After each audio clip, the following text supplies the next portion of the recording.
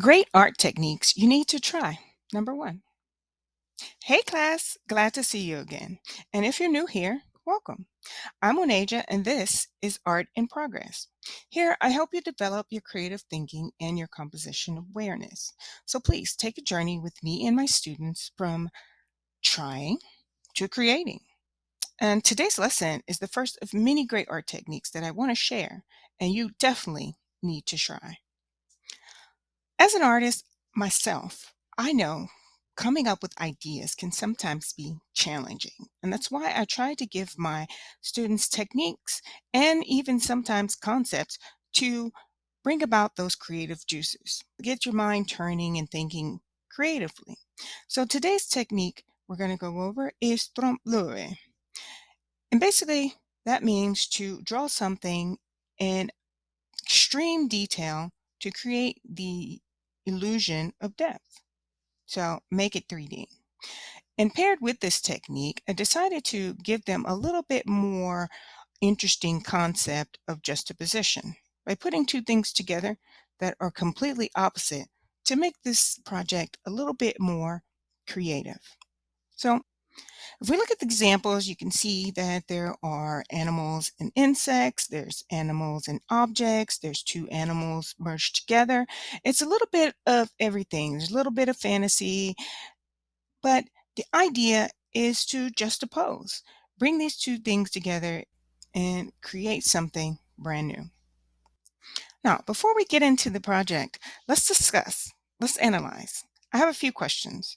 Have you tried this technique before? Trompe-l'oeil? Well, leave a comment below and let me know. I would love to hear about your experiences. Next, I used color pencils in this project. Do you need more in-depth videos on how to use color pencils? Well, check out my video, Do You Really Know How to Use Color Pencils? 3 Tips to Mastery in the description below. And lastly, do you struggle with creativity?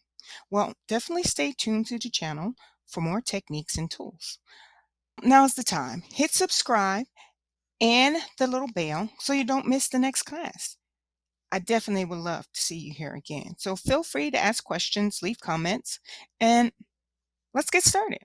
Now, getting to the concept, there is always the brainstorm and the sketching. And you want to be able to come up with good ideas. So with this concept, we decided, of course, to go with juxtaposing. And I had my students use an object and an animal or two animals. Kind of gives you a little bit more creative control and more options to kind of narrow it down to that creative concept. Because you always want to keep creativity in the forefront. So we made a list. And as you can see, I wrote down a few things under object, spray bottle, scissors, etc.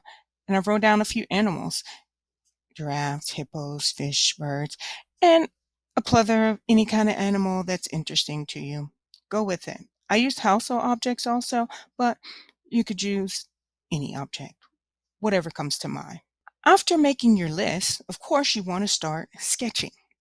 And one approach that I definitely always want to use in my students in sketching is thumbnails.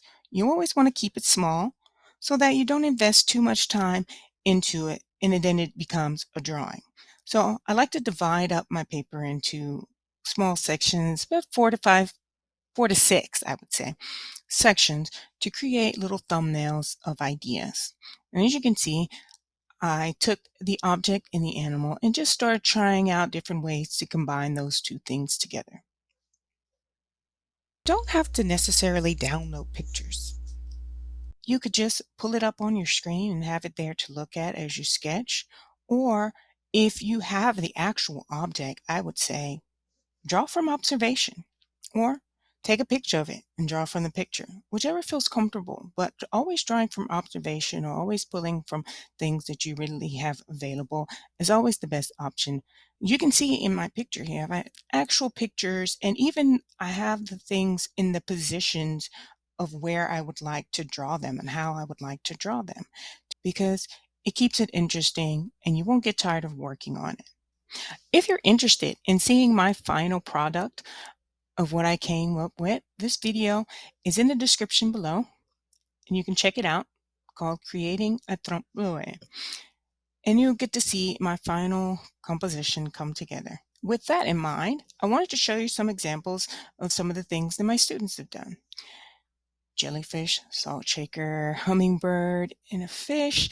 All these creative ideas. Now, we did, however, in the end, added backgrounds to these, but that was done with a different technique called chalk pastel marbling. So I will definitely be doing a video on that if you're interested. And that's it. Thank you for joining today's class. And don't forget to subscribe and go check out the next technique. And by all means, please share your creations with me at Oneja RB on Instagram. You can find me hanging out there quite often. And you can also see some of my final results.